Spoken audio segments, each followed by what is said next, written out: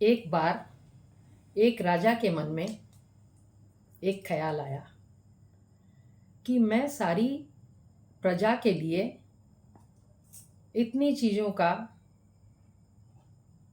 सुख की व्यवस्था करता हूँ, सभी वस्तुएं उन्हें दान देता हूँ, पानी, अनाज, कपड़े, वो बहुत कुछ दान देता था, बहुत हेल्प करता था जनता की। तो वो सोचता था कि वो जनता जो है मेरी पूजा करें, ईश्वर की नहीं। और यह प्रश्न उसने मंत्रियों के सामने रखा कि इसका जवाब आप लोग दें कि ऐसा क्यों नहीं है, वो मेरी पूजा क्यों नहीं करते, भगवान की क्यों करते हैं। मंत्रियों की समझ में नहीं आया कि वो क्या उत्तर दें। इस प्रश्न की उत्तर की तलाश में वे बहुत घूमने लगे कि कोई अच्छा ऐसा ज्ञानी व्यक्ति मिले जो इस प्रश्न का उत्तर राजा जी को दे दे। एक बार मंत्री जंगल में गए, वहाँ एक तपस्वी दिखाई दिए। उनके सामने भी मंत्री ने यह प्रश्न रखा कि हमारे राजा जी का यह एक परेशान करने वाला प्रश्न है, कृपया आप इसका उत्तर दें। तपस्वी ने कहा, मैं राजमहल में आऊँगा तभी इसका उत्तर दूंगा। एक समय उन्होंने दे दिया कि मैं आऊँगा, और उस समय पर वो तपस्वी वहाँ राजमहल में पहुँचे।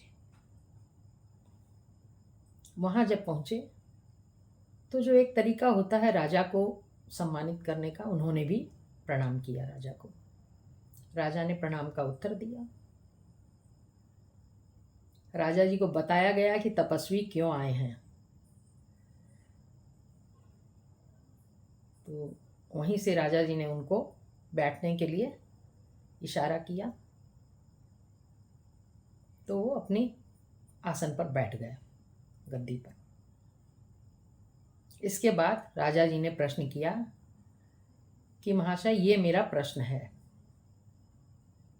तो बोला, देखो, इस प्रश्न का उत्तर पाना है तो पहले मुझे गुरु की तरह मेरे से व्यवहार करो।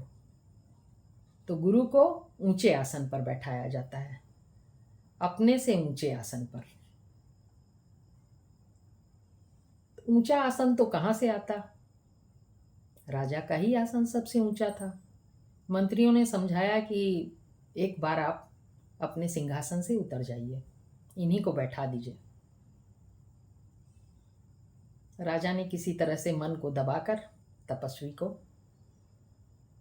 अपने सिंहासन पर बैठा दिया। इसके बाद तपस्वी ने कहा कि ये जो मुकुट पहने हैं आप, गुरु से ज़्यादा बेहतर स्थिति में नहीं, आप ये मुकुट भी मुझे दे दीजिए, मुझे पहना दीजिए। कुछ सोच समझ के कि चलो किसी तरह उत्तर आ जाएगा, तो राजा ने अपना मुकुट उतार कर भी तपस्वी को पहना दिया। फिर राजा ने कहा कि अब आप मेरे प्रश्न का उत्तर दीजिए।